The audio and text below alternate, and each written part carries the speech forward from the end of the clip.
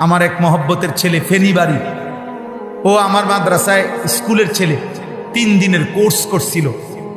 আমরা প্রতি 3 মাস পর পর আমার মাদ্রাসায় স্কুল কলেজ ইউনিভার্সিটির ছেলেদের জন্য অজু, নামাজ, সূরা, কেরাত, দোয়া, কালাম এগুলার কোর্স করি আর শিখাই আমার মাদ্রাসার উস্তাদ এবং বড় ছাত্র দিয়ে।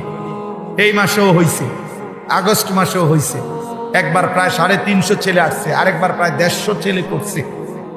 তো এর মধ্যে প্রথমবারে একটা ছেলে আমাদের এখানে অজু নামাজ শিখছে, বাড়িতে অসুস্থ হয়েছে, তার লিভারের সমস্যা হয়েছে। ছেলেটা মৃত্যুর 3-4 দিন আগে বারবার তার মারে বলতো, মা হাসলেও মরে যাবেন, কাঁদলেও মরে যাবেন, সুখে থাকলেও মরে যাবেন, দুঃখে থাকলেও মরে যাবেন। মায় তারে জিগাইছে, তুই এই কথা কই পাইলা?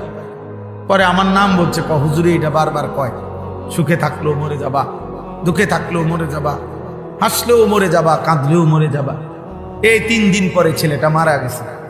ওই মা তার বন্ধুদেরকে দিয়া আমার কাছে খবর পাঠাইছে যে হুজুরে বললেন আমার সন্তান মৃত্যুর আগে বারবার হুজুরের নাম বলছে, আমার নাম।